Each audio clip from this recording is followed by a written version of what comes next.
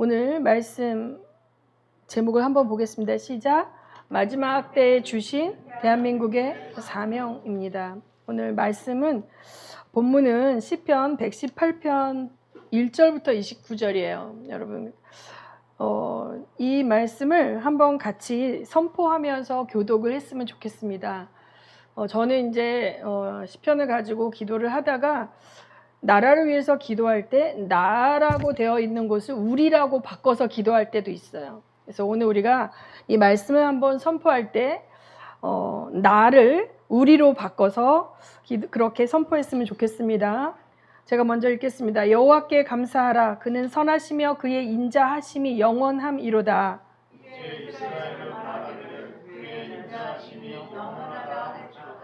이제 아론의 집은 말하기를 그의 인자하심이 영원하다 할지로다.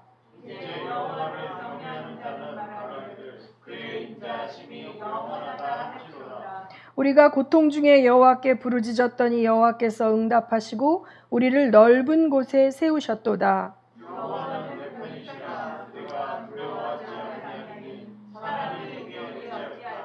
여호와께서 우리 편이 되사 우리를 돕는 자들 중에 계시니 그러므로 우리를 미워하는 자들에게 보응하시는 것을 우리가 보리로다. 여호와께 피하는 것이 고관들을 신뢰하는 것보다 낫도다.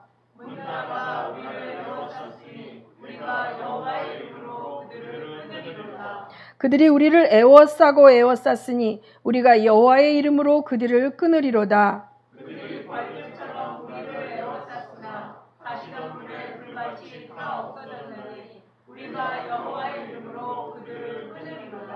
너는 우리를 밀쳐 넘어뜨리려 하였으나 여호와께서는 우리를 도우셨도다. 여호와는 우리의 능력과 찬송이시요 또 우리의 구원이 되셨다. 의인들의 장막에는 기쁜 소리 구원의 소리가 있으며 여호와의 오른손이 권능을 베푸시며 여호와의 오른손이 높이 들렸으며 여호와의 오른손이 권능을 베푸시는도다. 우리가 죽지 않고 살아서 여호와께서 하시는 일을 선포하리로다. 여호와께서 우리를 친히 정책하셨어도 죽음에는 넘기지 아니하셨도다. 우리에게 의의 문들을 열지어다. 우리가 그리로 들어가서 여호와께 감사하리로다. 이는 여호와의 문이라. 의인들이 그리로 들어가리로다. 주께서 우리에게 응답하시고 우리의 구원이 되셨으니 우리가 주께 감사하리이다.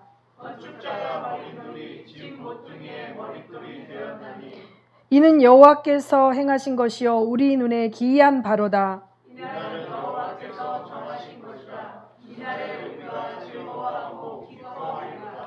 여호와여 구하옵나니 이제 구원하소서. 여호와여 우리가 구하옵나니 이제 형통하게 하소서. 여호와의 이름으로 오는 자가 복이 있으며 우리가 여호와의 집에서 너희를 축복하였도다. 여호와는 하나님이시라. 그가 우리에게 빛을 비추셨으니 밧줄로 절기 제물을 제단에 맬지어다.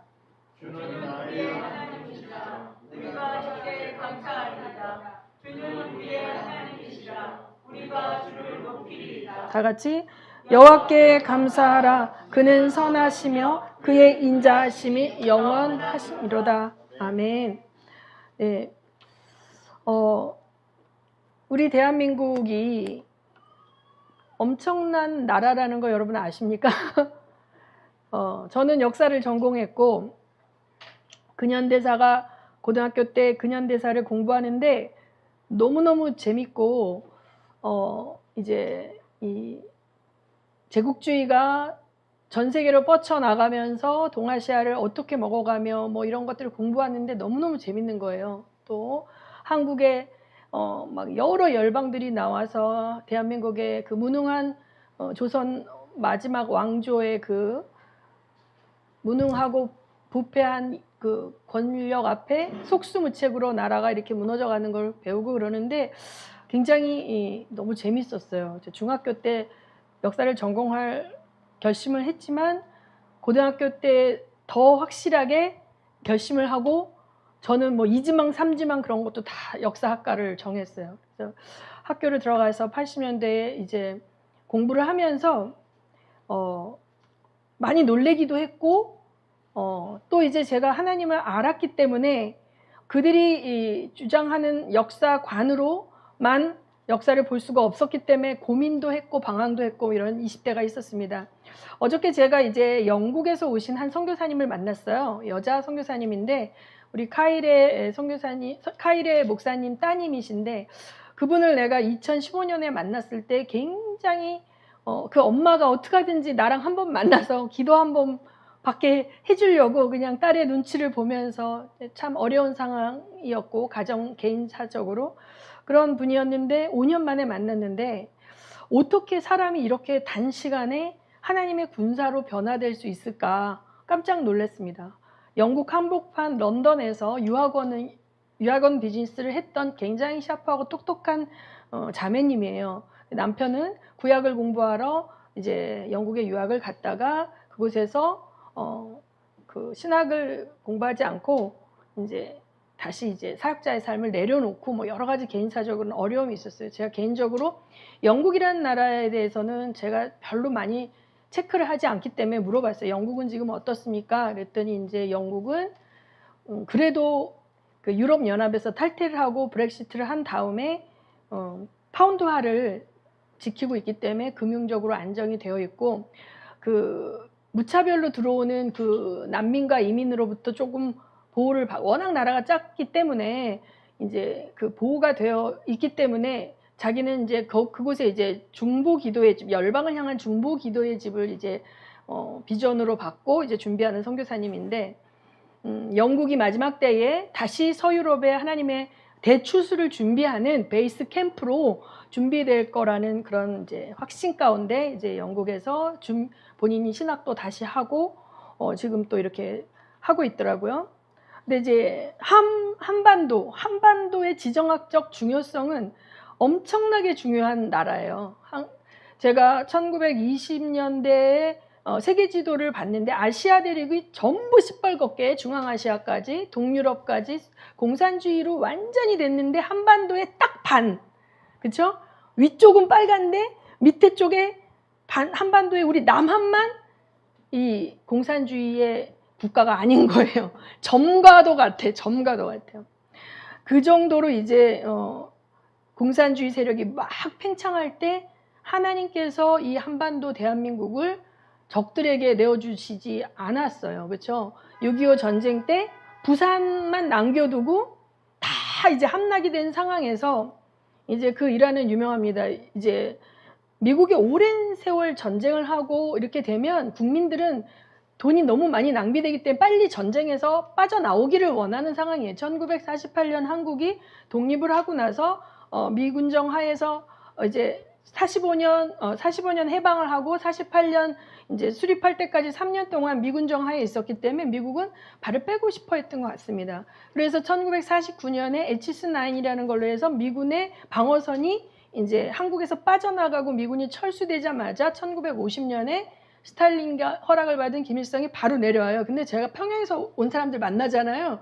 그러면 다 우리가 쳐들어갔다고 그 사람들은 알고 있어요. 우리가 북한을 쳐들어가서 전쟁을 일으켰다고 그 사람들은 그렇게 배워요. 근데 어쨌든 그래서 1950년에 이제 전쟁이 일어났어요. 그렇죠? 그런데 이 전쟁이 그 당시 한국에 있던 남노당 세력들이 있었기 때문에 김일성은 쳐내려오면 금방 전쟁이 끝날 줄 알고 한반도를 먹을 줄 알았던 거죠. 그랬는데 이게 뜻대로 되지 않았습니다. 그 루즈벨트 대통령이 바로 죽고 트루만이 미국 대통령이 되면서 전쟁, 그 사람 되게 냉철하고 이성적인 사람이거든요. 그러니까 별로 개입하고 싶지 않았는데 한국의 그 빌리 그레함 목사님과 그 사모님이 트루만에게 굉장히 이제 한국의 선교사들이 양육해 놓은 수많은 크리스찬이 있는데 당신들이 그걸 포기할 것이냐라는 그것 때문에 이제 할 수 없이 다시 이제 미국이 개입하는 상황이 됐던 거예요.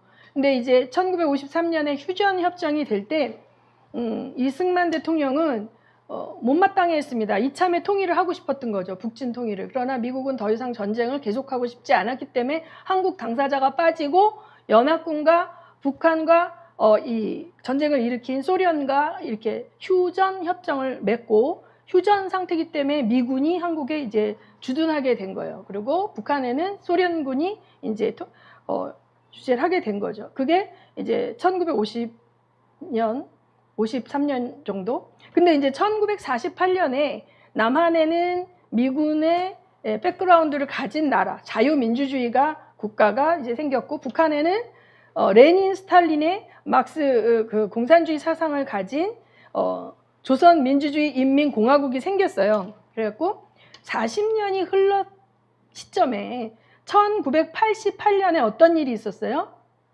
1988년에 뭐가 있었습니까? 서울 올림픽이 있었어요.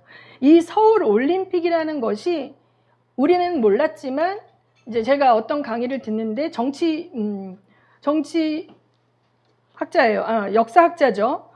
그런데 이제 그 동구권과 공산권에서 박사학위를 받은 한 사람인데, 이제 그 당시에 동구권에서 1988년 우리나라의 올림픽이 엄청난 쇼킹한 사건이었던 거예요. 왜냐하면 1979년에 소련이 아프간을 침공합니다. 아프가니스탄을 침공해서, 제가 지금도 기억이 해요. 1980년에 모스크바 올림픽이 열렸어요. 모스크바 올림픽이, 우리가 올림픽 하면 이게 뭐지? 정치나 뭐 이런 거에 상관없이 굉장히 뭐 인류가 서로 이렇게 화합하는 평화의 제전이라고 말은 그렇게 하는데, 1980년 모스크바 올림픽에서 서구의 국가들은 다 불참합니다. 보이콧해요. 왜냐하면 소련의 아프간 침공은 부당하다라는 것을 이제 그 항변하기 위해서 모스크바 올림픽에 서구 국가들은 다 불참했어요. 그러고 나서 1984년에 로스앤젤레스 LA 올림픽이 있었는데, 마찬가지로 LA 올림픽의 공산권 국가들은 다 불참했어요. 왜냐하면 모스크바 올림픽 때 서구 국가가 다 불참했기 때문에 그거에 대한 자기네들이 참가한다는 것은 뭔가 이제 모양이 빠지죠. 그래서 로스앤젤레스 올림픽 때는 또 이제 공산권 국가가 전부 불참했어요. 그리고 모스크바는 소련의 수도잖아요. 그리고 로스앤젤레스는 미국의 제2의 도시라고 할 수 있죠. 뉴욕, 이제 워싱턴은 사실 그렇게 크지 않아요. 뉴욕과 로스앤젤레스가 사이즈가 큰 도시죠. 그러고 나서 반쪽짜리 올림픽을 치른 거예요. 80년 올림픽과 84년 올림픽이 반쪽짜리 올림픽을 치른 거예요. 그리고 여러분 기억할지 모르지만 원래 88 올림픽은 우리가 아니라 일본이 될 가능성이 되게 유력했어요. 나고야 쪽에서. 근데 88 올림픽으로 변화가 되면서 그러니까 8년 만에 공산권과 서구권에서 다 참여한 올림픽이 된 거예요. 그러니까 참가국이 굉장히 늘어나고 그 공산주의 국가와 자유민주주의 국가가 다 참여한 올림픽을 이뤘는데, 이 동구권의 국가들은 이 서울과 대한민국을 잘 접할 수가 없어요. 그런데 그들이 우리나라에 와서 보고 너무 놀란 거예요. 전 세계에서 알고 있는 대한민국에 대한 정보는 6.25의 잿더미의 나라, 막 전쟁 고아들을 수출하고 맨날 그때 이렇게 뜨는 외신과 해외 토픽에 나오는 거는 정말 극빈국의 전쟁의 폐허가 된 나라의 이미지만 있고, 그 다음에 수십 년이 흘렀어도 대한민국이라는 나라에 대해서 그들이 별로 알 수 있는 정보도 없었고 관심도 없었던 거예요. 그런데 1988년에 서울 올림픽을 하는데 우리가 너무 잘 살게 된 거지.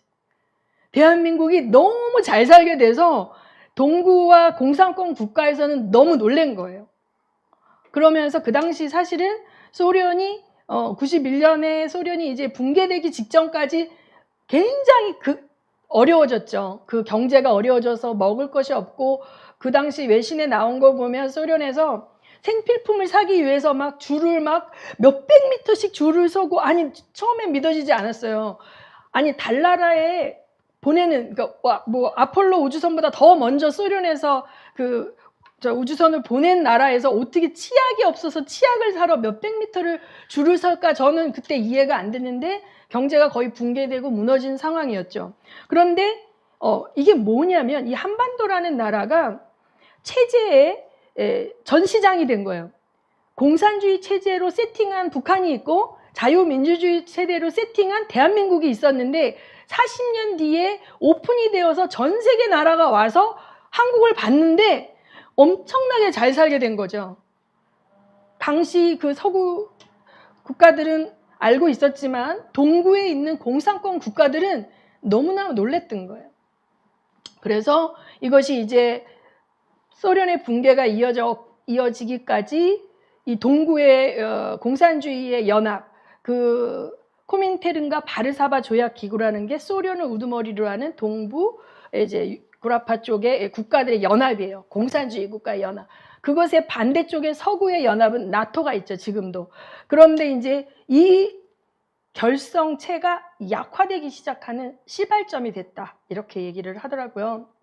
지금 이제 한반도에서 미군이 빠지면 우리도 아프간 같이 되는 거 아니냐 막 굉장히 걱정들을 하면서 두려움을 느끼는 분들도 많더라고요. 자, 저는 베트남이 망했을 때를 기억해요. 제가 초등학교 때인데 베트남에서 미군이 빠지자 사람들이 살기 위해서 막 보트를 타고 보트 피플이라 그래. 그래갖고 보트에 막 사람들이 타서 거기는 베트남은 이제 바다에 인접한 국가니까 보트에 타고 이 나라 저 나라를 가도 받아주지 않아서 그들이 막 보트 피플이라는 말이 있었고 엄청난 자들이 바다에 빠져 죽기도 하고 그랬습니다. 지금 아프간에서 탈출하려는 사람들이 정말 비행기 바퀴를 매달고 있다 떨어지고 오늘 아침도 손 목사님이 보내준 그 영상을 보면 선교단체 대표가 이제 그 인근 국가로 가서 자기가 양육해냈던 크리스찬들을 인근 국가로 빼내서 난민지로 그들을 이제 보살피고 이렇게 하려고 하는데 그 나라에 미국 대사관에서 그 난민들을 받지 말라라는 그런 압력을 넣은 것 때문에 엄청나게 분노하는 것. 그 다음에 이제 이 크리스찬들은 다 사륙당하니까 이제 크리스찬 여자와 아이들을 카불공항의 어떤 곳에 모아놨는데 그 미군 관계자가 이곳에 있지 말고 다른 어느 곳으로 가라라고 지정해서 그 사람들이 글로 다 옮겼는데 그것이 폭탄이 떨어지는 곳이었기 때문에 그들이 다 몰살된 사건. 그래서 이런 것들을 통해서 엄청 미국은 옛날의 미국이 아니다라고 하면서 엄청 분노하고 있는 상황입니다. 그런데 이제 왜 아프간이라는 나라에서 미국은 나와야만 했을까? 사람들은 막 여러 이야기들을 합니다. 또 왜 베트남이라는 나라에서 미국은 나와야만 했을까? 그 나라들을 서포트하고 공산주의 혹은 이제 아프간의 그 극렬 탈레반 극렬 이슬람과 같은 정권으로부터 그 자국민을 지켜주고 보호하는 소위 말하는 경찰 국가의 임무를 20년이나 했던 미국이 손을 털고 나오게 된 거죠. 그 베트남도 손을 털고 나오게 된 거예요. 근데 베트남 많은 사람들이 이 제2의 베트남의 상황을 보는 것 같다. 아프간에서 그래요. 왜 그랬을까? 우선 베트남이 멸망할 때를 보면 베트남은 남과 북으로 나눠져 있었어요. 베트남 이렇게 깁니다. 원래 프랑스의 식민지였죠. 근데 남쪽은 자유민주주의 체제, 북쪽은 거기도 공산주의 체제로 이렇게 나눠서 내전을 오래 했는데 미국은 이제 그 전략적 요충 때문에 이제 남베트남에 엄청난 물자와 군인을 제공하면서 전쟁을 끌었는데 막판에 결국은 손 털고 나왔는데 그 이유는 남베트공이 너무나 부패했기 때문이라는 거예요. 그 당시에 미군의 무기를 낮에 미군이 갖다 주면 밤에 그것을 베트공한테 돈 주고 팔았다는 거예요. 그러니까 이들은 나라가 어떻게 되는데 관심이 없고 실권을 가진 자들은 내 배만 불리면 된다라는 것이 관심인 거예요. 극도로 권력자들이 부패했고 애국심이 하나도 없었던 거예요. 이번에 아프간도 마찬가지죠. 아프간에 엄청난 돈이 들어갔어요. 2,000조가 들어갔다 그래요. 주둔비와 무기와 뭐 2,000조가 들어갔는데 이 아프간에서 미군이 철수한다는 말이 떨어지기가 바쁘게 그 대통령은 돈 가방에 싸가지고 공항으로 가가지고 다른 나라로 도망가 버렸다 그러잖아요. 그리고 그 가짜 유령 군인이 많은 거예요. 미군으로부터 지원을 받기 위해서 죽은 사람 혹은 실존하지 않는 사람들을 다 이름으로 걸어놓고 그걸 다 서포트를 받은 거예요. 부패인 거죠. 그러니까 또 국민들은 어때요? 아프가니스탄 국민들이 민도가 낮아요. 극렬 이슬람이 들어와서 여자들은 교육을 할 수가 없고 남자들도 그 이슬람 사상에 갇혀 있고 이 현대 국가로 돌아가는 걸 전혀 몰라. 그러니까 나라가 전근대적인 속에 갇혀 있는 상황이었어요. 그러니까 아무리 외부에서 미국이 한번 거기를 현대국가로 만들어 보겠다고 지원을 해도 그 나라에 있는 지도층들이 깨어있지 않고 구시대적인 전근대적인 부패하고 타락한, 그 다음에 애국심이 전혀 없고 자기의 권력만 유지하면 된다라는 생각을 하는 그러한 지도층이었기 때문에 나라가 이렇게 망한 거예요. 한국은 어떻습니까? 한국은 다행히도 저는 그렇지는 않다고 봐요. 저는 이제 나라를 위해서 기도하는 사람으로서 이제 한국을 이렇게 공부를 많이 해요. 근현대사를 공부를 하면 우리나라가 1970년대까지 북한보다 훨씬 못 살았어요. 뭐냐면 일제시대 때 수력발전이라든지 공장이라든지 뭐 거기 북한은 지하자원이 굉장히 많이 묻혀있기 때문에 광산개발이라든지 그런 것들에 대한 어떤 그 인프라들이 북한에 굉장히 많았고, 남한에는 그러니까 농사 짓는 거예요. 호남평야 넓은, 그래서 농사 짓는 거밖에 없었어요, 사실은. 그런데 경제력과 군사력이 북한이 훨씬 우위에 있었어요. 우위에 있었는데 이제 박정희 대통령이 공과 과가 많습니다. 그런데 이 사람이 했던 거는 뭐냐면 경제 개발을 위해서 돈이 없잖아요. 돈이 없어서 이제 차관을 들여와야 되는데 한국 사람들이 이제 서독에 광부와 간호원으로 가는데 그들의 월급이 담보였던 거예요. 서독에서 차관을 들여오는데 우리가 그걸 못 갚을 경우 어떻게 할 거냐 하는데 우리가 외환이 없잖아요. 그러면 못 갚을 경우는 우리의 인력이 여기 나가서 일하는 이 월급을 차압해라. 이렇게 해갖고 이제 그들이 갔던 거고, 그 다음에 이제 월남, 이 베트남전에 한국 군인이 파병됐잖아요. 이 용병이에요. 미군의 용병. 돈 받고 간 거예요. 목숨 내놓고 가서 달러 받아갖고 한국에 보낸 거예요. 그런데 박정희 대통령은 이 방공, 멸공에 대한 생각이 되게 강했고, 제 어렸을 때도 자주국방. 그러니까 미군에게 힘을 얻고 있지만 베트남에서 미군을 빼려고 하는 그걸 보면서 자주국방을 해야 된다. 미군에게 의존하면 우리가 잘못하면 베트남처럼 될 수 있다는 생각을 엄청나게 많이 했기 때문에 사실은 핵 개발을 이제 손을 대기 시작한 거예요. 1976년에 록히드 마틴 사건이라고 일본의 핵 개발자가 제거되고 한국에도 핵 개발 학자가 암살되었어요. 이거를 픽션으로 만들어 갖고 무궁화 꽃이 피었습니다라는 소설이 있는데 이것은 이제 단초는 그렇습니다. 그래서 박정희 대통령은 미국의 의존도를 벗어나고 자주국방을 하기 위해서는 우리가 핵을 가져야 된다고 생각을 했었어요. 근데 미국이 그거를 용인하지 않았기 때문에 핵 원자력 발전까지만 용인해 준 거예요. 고리 원자력 발전기 막 이렇게 초등학교 때 제 역사책에 나왔죠.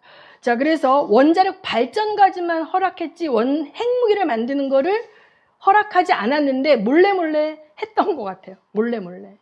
그 증거는 1978년에 배꼽 미사일이라는 거를 만들어서 발사에 성공을 했다는 기록이 나와요. 그러니까 지금 북한이 하고 있는 거예요. 미사일은 뭐예요? 멀리 날아가는 기술이 있어야 되고 핵을 거기다가 얹으면 그게 핵미사일이 되는 건데, 이 배꼽 미사일을 개발해서 1978년에 성공을 했는데 미국에 의해서 저지를 당해요.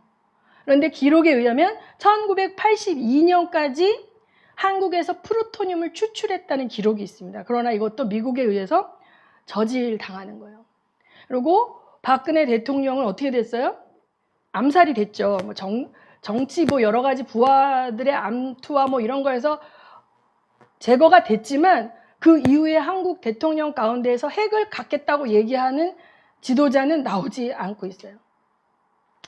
여러분, 우리의 소원은 통일하면서 노래도 많이 부르고 임수경이 북한 갔을 때 통일의 곧 올개같이 통일의 꽃 그랬는데 대한민국의 통일을 과연 강대국이 원할까요?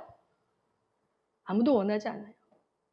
힐러리라는 미국의 글로벌리스트 출신 대통령은 아주 당연하게 얘기를 했고, 중국과 일본도 한국의 이 분단 상태 가운데 자기들의 유익을 찾기를 원하지 한국이 자유민주주의 국가로 통일이 되어져서 한국의 파워와 영향력이 더 이상 커지는 걸 원치 않고 있어요.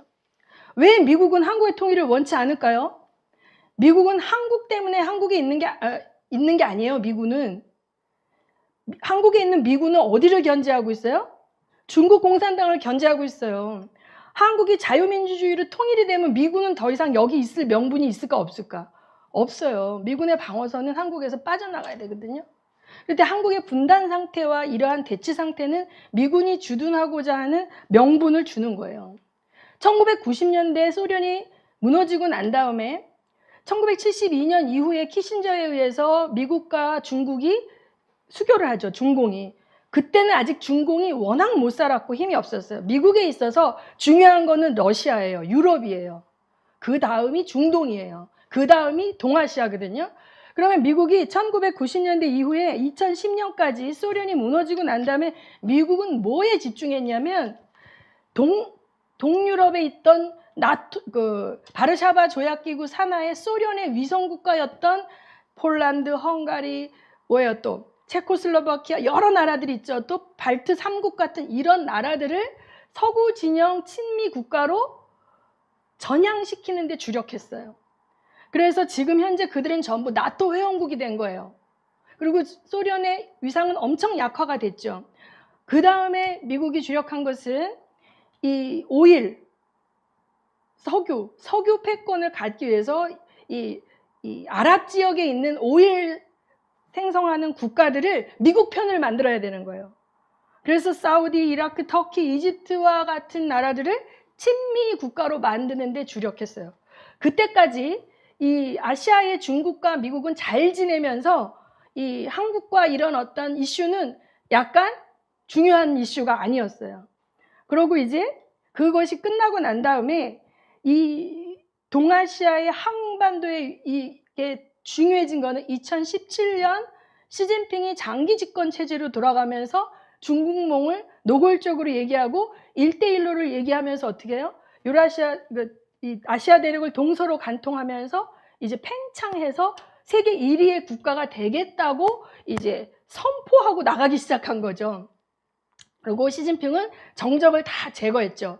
그러니까 우리가 단순하게 중국 그러면 그냥 중국이 아니라 시진핑의 중국과 등소평의 중국은 아주 다른 중국이에요.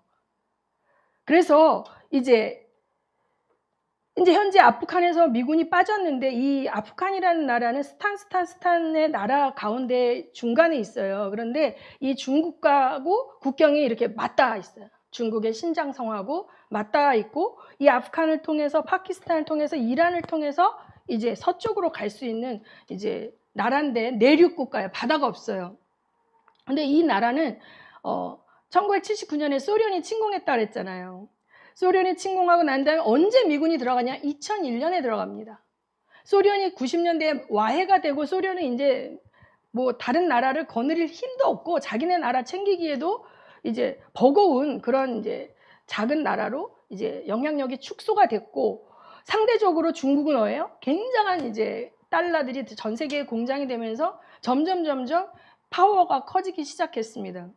그런데 이제 탈레반을 그 당시는 처음에 미군이 지원했어요. 소련을 견제하기 위해서. 그다가 2001년 9.11 테러 여러분 기억하시죠? 9.11 테러의 배후에 알카에다라는 조직이 있다는 걸 알고 그것을 명분으로 이제 미군이 들어가는 거예요. 아프간에. 그러니까 전쟁이 나면 강대국은 뭐예요? 자기네 군대를 주둔시킬 명분이 생겨나는 거예요. 근데 평화롭다고 하면 그 국가의 주권을 보호해줘야 되니까 빠져나가야 되는 거예요. 그러니까 지금도 이제 우리가 휴전 상태이기 때문에 미군이 주둔하고 있는 거죠. 휴전의 당사자는 이제 미국 그 연합과 이제 소련, 중국과 이제 북한이니까. 그런데 이상한 일이 발생한 거예요. 뭐냐면 탈레반에게 모든 걸 넘겨주고 나온 거죠. 1000조에 해당하는 미국 무기들을 그냥 다 버리고 철수를 한 거야. 보통 미군이 철수를 할 때는 시민을 먼저 빼고 그 다음에 재산을 빼고 투자를 다 빼고 그 다음에 맨 마지막에 군인이 빠지는데 이번은 아직도 남아있대요. 미군 시민이 남아있고 그 다음에 엄청난 무기를 그냥 버리고 왔는데 블랙호크라는 엄청난 헬리콥터가 있어요. 그 헬리콥터가 최첨단 헬리콥터인데 한 대에 뭐 얼마래다 굉장히 비싼 헬리콥터인데 그 헬리콥터를 미국 다음으로 갖고 있는 게 탈레반이 된 거예요. 호주보다도 더 많이 갖게 된 거야. 거기다 놔두고 왔기 때문에. 근데 이것이 과연 지금 막 외신에 나오더라고요. 이것이 과연 패배해서 그런 건가? 어떤 의도가 있었던 건 아닌가? 막 이런 이야기들을 합니다. 미국의 글로벌리스트 세력과 그 네오콘이라는 세력들은 전쟁을 일으켜서 그 국가의 영향력이 확장되어지는 것을 좋아합니다. 글로벌리스트는 중국하고 친합니다. 왜냐하면 중국에 투자를 했고 중국에서 투자한 데서 중국의 그 공장들이나 이런 생산했던 것이 전 세계 시장으로 갔을 때 팔려 나오는 그 이득을 취해 올 수 있는 거예요. 그런데 이제 미국의 내셔널리스트, 이제 트럼프가 대표적인 사람인데 그 사람은 중국산이 들어오면서 미국에 있는 공장들은 인건비가 높기 때문에 다 문을 닫았기 때문에 다시 이걸 돌리려고 했던 거죠. 그러나 월가의 자본과 많은 딥스테이트의 정치 글로벌리스트 세력들은 그걸 원치 않았어요. 국민들은 더 못 살게 돼도 본인들이 세우는 글로벌 기업들이 돈을 벌고 그다음에 본인들이 투자해놓은 그런 어떤 회사들에서 이윤을 찾아오기 때문에 이 체제로 계속 가기를 원하는 상황이었던 거예요.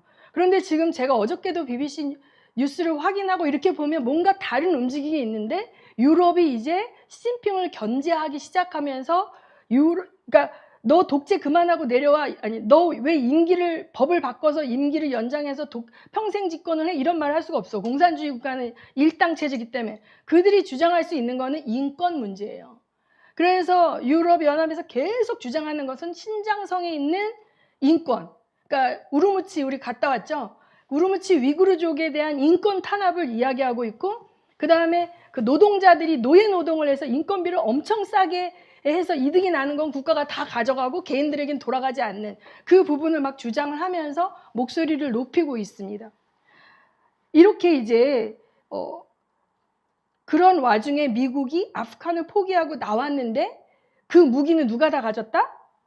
탈레반이 가졌어요. 그러면 도대체 이런 일이 왜 일어났을까 유추해보면 반면교사하기에서 베트남 때를 생각을 해보면 베트남 때 부패했다 그랬죠. 자유민주주의 정권이. 근데 호치민이라는 공산주의자였지만 호치민은 되게 훌륭한 사람이에요. 민족주의자고 검소하고 반듯한 사람인데 미국 입장에서는 베트남을 포기하고 호치민이 주도가 돼서 민족 통일이 이루는 그냥 국가를 허락해 버린 거죠. 자기네들이 손을 놔버린 거예요.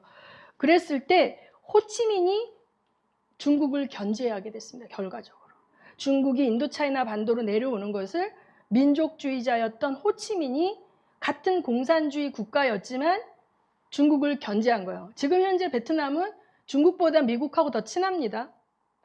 그래서 이제 지금 현재는 잘 모르겠지만 이 탈레반에게 무기를 넘겨주는 것을 알면서 이렇게 철수를 한 미국이 어떻게 계산을 했을지는 여러 학자들 이야기를 들어보면 조금 달라요. 그런데 무슨 일이 있냐면 이란과 원래 아프간이나 이런 나라는 사실 싸워요. 같은 이슬람이라도. 왜냐하면 이란은 시아파고 이 아프가니스탄은 수니파거든요. 자, 이란을 키워준 게 오바마죠. 이란 제재를 풀어줘서 그동안 수십 년 동안 서방 세계에서 못 들어갔던 돈이 이란으로 다 들어가면서 오바마 때 이란이 확 올라갔죠.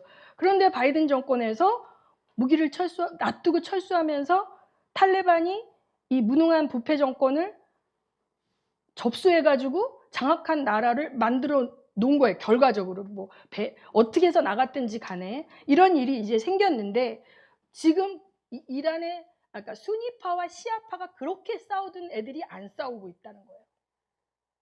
그러면 자, 이란과 아프가니스탄과 파키스탄은 같은 민족이에요. 페르시아계 언어가 똑같고 민족이 같아요. 자, 여기서 민족주의 연맹이 생기게 되면 이 연맹이 중국을 제재할지 서방을 제재할지는 아직까지는 모르지만 그것을 유도한 건 아닐까라는 이제 생각을 하는 것입니다. 그래서 이제 한국은 많은 사람들이 우리도 미군이 철수하게 되면 아프간처럼 되나 베트남처럼 되나 막 걱정을 하지만 상식적이고 일반적인 이야기로 제가 얘기를 해보면 그렇지는 않다고 봅니다. 세 가지 이유를 말씀드리게, 첫 번째는 아직까지 한국은 권력자들이 그렇게 그 정도로 부패하진 않았어요. 그리고 한국의 시스템이 살아있기 때문에 그 부패를 고발하고 그를 처벌할 수 있는 것이 작동을 하고 있습니다. 여러분 잘 알다시피 LH 사태가 났을 때 어떻게 했습니까? LH 사태가 직전에 터지니까 서울시장 선거에서 집권 세력이 완전 전패를 했지 않습니까? 국민들은 선거라는 걸 통해서 부패한 권력을 심판하는 시스템을 아직도 이게 망가지지 않고 남아있다. 견제할 수 있다. 그리고 뭐 뇌물수수 사건이 나타나고 요새 막 엄청나게 막 다 뭐 대권 후보들 뭐 뇌물 받았네, 뭐 어떤 이권 청탁이 있었네, 막 다 이렇게 나오면서 그 부패 권력을 견제할 수 있는 시스템이 아직 작동하고 있다. 두 번째는 한국은요, 2차 세계대전 이후에 독립한 나라 중에 한국 같은 나라는 없어요. 자, 2차 세계대전에 이제 식민지 국가였던 여러 나라들이 독립을 했죠. 초창기 때 다 지원을 해줍니다. 원조도 주고 다 지원을 해주는데 어떻게 해요? 먹고 땡이에요. 근데 한국은 어떻게 됐어요? 세계 경제 10위의 국가로 올라왔어요. 공업화를 하고 또 길을 닦고 공장을 짓고 수출을 하고 사람들을 교육하고 막 이렇게 해서 심었는데 어떻게 30배, 60배, 100배의 결과를 주는 나라가 된 거예요. 이런 나라가 없어요. 자, 글로벌리스트들의 그 자본이 들어왔는데 한국에서 그것을 어떻게 불려주고 키워주고 그 다음에 강력한 나라가 돼서 공산 세력을 견제할 수 있는 나라로 컸어요. 그러니까 포기하기에는 뭐예요? 너무 아까운 거죠. 그 다음에 세 번째는 뭐냐면 지금은 미국의 주적이 어디예요? 중국이죠. 그러니까 미국의 주적이 소련이라면 소련 쪽을 또 러시아 쪽을 견제하기 위한 교두보를 포기하지 않는 게 중요해요. 그런데 우리 이제 서유럽에서 나토군을 뺐어요. 미군을 뺐어요. 트럼프 때. 왜 그래요? 동아시아와 태평양에 집중하기 위해서. 왜? 지금 너무 불안한 거죠. 동아시아 쪽이. 미국이 중국과의 패권 전쟁에 더욱 치열해지기 때문에 한반도의 전략적 중요성이 옛날보다도 훨씬 더 중요하게 된 거예요. 그렇기 때문에 미국이 우리를 그렇게 쉽게 아프간처럼 베트남처럼 털고 나오는 부분은 쉽지 않다고 보고 있어요. 이게 상식적인 선에서. 이 한국에 있는 평택 미군 기지가 전 세계에 있는 미군 기지 중에 최대고 최첨단 시설이라는 거예요. 그러니까 한국은 포기할 수 없는 곳인 거예요. 미국에 있어서. 근데 변수가 등장했죠. 변수는 뭐예요? 1948년 대한민국이 자유민주주의 국가로 친미 국가로 출범한 이래로 최초의 친중 정권이 나온 거예요. 친중 정권이. 이 문재인 정권은 노골적으로 친중을 하는 정권이기 때문에 이제 반미 세력은 계속 있었어요. 진보와 보수 이제 정권 하에서도 반미 세력은 있었고 박정희조차 핵을 몰래 만들려고 했던 사람이잖아요. 그런데 노골적으로 친중을 하는 정권은 여태껏 처음인 거죠. 이게 변수인 거예요. 우리의 변수. 자, 첫 번째는 뭐냐? 한국은 아직까지 부패를 견제하고 권력을 갈아치울 수 있는 시스템이 작동하고 있다. 부패한 권력이 몇십 년까지 해먹는 타지키스탄 같은 경우 28년째 30년째 한 대통령이 해고 좋은 데는 다 대통령 별장이고 뭐 몽골도 마찬가지. 이런데 아직까지는 부패를 심판할 수 있는 민주주의 시스템이 작동하고 있다. 두 번째, 대한민국이 갖고 있는 경제적 위상과 영향력이 포기할 수 없을 만큼 증대돼 있다. 세 번째, 미국과 중국과의 패권 전쟁 하에서 한국의 전략적 중요성이 너무 중요하다. 그래서 상식적으로 볼 때 한국은 그렇게 쉽게 허망하게 미군이 빼지 않는 나라가 이제 된다. 그런데 문제는 변수가 생겼다. 변수는 뭐예요? 대놓고 친중하는 정권들이 들어오고 있다는 거죠. 그래서 지금 우리에게 기도해야 된 것은 굉장히 중요한 거예요. 우리는 대놓고 친중도 할 필요가 없고 대놓고 친미도 할 필요가 없어요. 그런데 우리가 이걸 알아야 돼요. 우리가 중국을 바꿀 수가 없고 우리가 미국을 바꿀 수가 없어요. 우리는 힘이 없어요. 우리는 약소국이고 작은 나라예요. 그럴 때문에 우리는 어떻게 해야 되냐면 우리나라의 국익을 증대하고 그들의 전략적 상황에 우리의 유익을 챙기는 쪽으로 설 수 있는 그러한 지혜를 가진 리더가 필요한 거예요. 그래서 지금 한국당이 굉장히 지혜롭고 전략적으로 강대국의 이해관계를 이용하면서 우리 민족의 통일을 이루어낼 수 있고 국가를 영향력을 증대시켜서 한국을 키워낼 수 있는 리더가 너무나 필요한 시기가 된 것입니다. 굉장히 중요한 시기가 된 거예요. 미국도 내셔널리스트 트럼프는 문재인을 싫어했죠. 그런데 이제 글로벌리스트의 민주당 정권이 들어왔지만 이해관계가 다를 수 있지만 패권에서 1등은 미국인 걸 포기하지 않아요. 미국은. 공화당 정권이나 민주당 정권이나. 디테일한 이해관계는 다를 수 있어요. 친중 글로벌리스트들은 글로벌 기업을 살리기 원하고 중국과 계속 무역을 하기를 원하죠. 근데 트럼프는 어떻게 했습니까? 관세를 통해서 중국을 완전 말려 죽이려고 경제 제재를 엄청나게 목을 조였잖아요. 그러다 이제 쫓겨났죠. 그런데 어쨌든 우리는 이념 논리에 갇혀서 굴종적 친중을 해도 안 되고 굴종적 친미를 해도 안 되는 거예요. 지금 전 세계는 이념에 따라 움직이는 것 같지만 이념에 따라 움직이지 않고 실리에 따라 자기들의 나라의 이익을 따라 움직이는 상황입니다. 자, 조선시대에 왕이 있었죠. 광해군과 연산군이 있죠. 쫓겨난 왕. 연산군은 엄마가 사약 먹고 피토한 손수건 보고 뺑 돌아가지고 자기 엄마 사약 내린 사람 다 때려 죽이고 미치광이 광기를 한 게 연산군이라면 광해군은 너무 똑똑했기 때문에 쫓겨난 거예요. 다 망해가는 명나라에 굴종적인 사대주의를 하고 있는 그 유린과 선비 세력들을 그들의 말을 듣지 않고 새롭게 일어나고 있는 후궁, 청나라, 오랑캐라고 하는 그 만주족의 나라, 아유 저런 무식한 오랑캐의 나라라고 무시하고 있는 그 나라를 우리가 친하게 지내야 된다 라고 하다가 쫓겨난 거예요. 실리 외교를 하다 강해군은 쫓겨났어요. 그리고 실권이 없는 인조가 반정을 통해서 자리에 앉게 되자 우리나라 뭘 경험합니까? 병자호란이라는 걸 경험한 거예요. 청나라가 쳐들어왔어. 왜? 무능한 리더가 주변의 강대국이 변화갖고 패권의 이동과 권력과 파워가 어떻게 이동하는지 읽어내지 못하는 무능한 리더가 있을 때 이 나라는 항상 적들에게 짓밟히게 됐다 이 말이에요.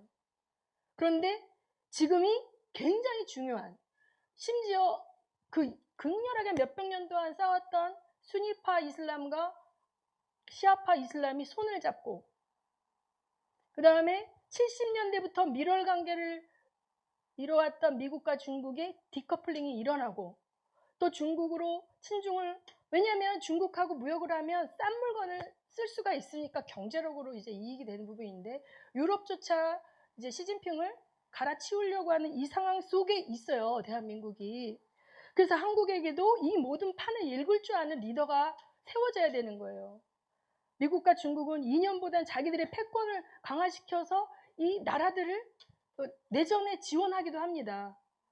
미얀마에 있는 아웅산 수지 뒤에는 미국의 글로벌리스트가 있고 군부의 세력 뒤에는 시진핑 공산당이 있는 거예요.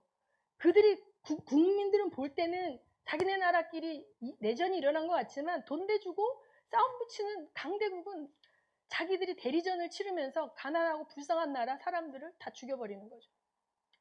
그래서 무조건 친미, 막 태극기 부대는 막 미국은 우리의 구세주처럼, 이거 아닙니다. 미국도 철저하게 이익에 따라, 국익에 따라, 자기들의 그 정치 집단에 따라 친중하기도 했다, 반중하기도 했다. 한국을 요리하고 이렇게 하는 것입니다.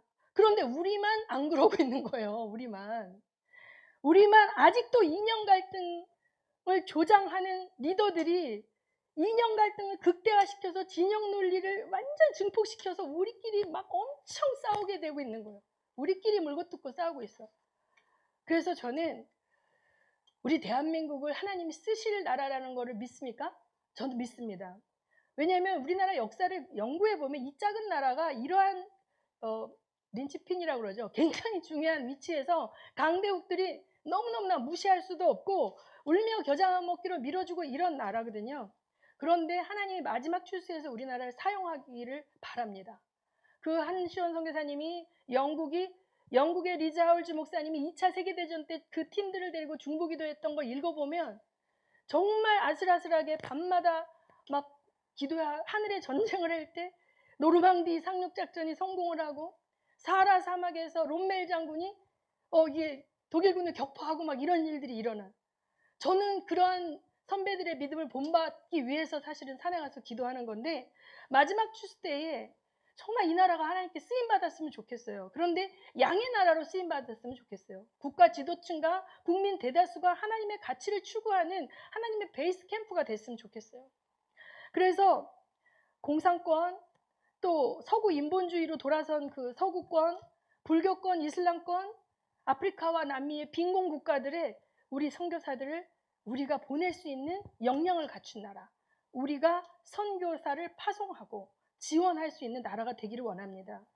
두 가지 길이 있습니다. 첫 번째, 우리 국가의 부가 증대되고 중산층 이상의 크리스찬들이 많이 자유롭게 하나님을 믿고 예배하며 그 우리나라 안에 하나님의 사람들이 늘어나서 하나님께서 우리에게 복을 주실 때 자발적인 헌신에 의해서 선교하는 나라가 되는 길이 있어요. 우리 옛날에 선교 공부할 때 자발적인 선교가 있죠. 그리고 비자발적인 선교가 있습니다. 비자발적 선교.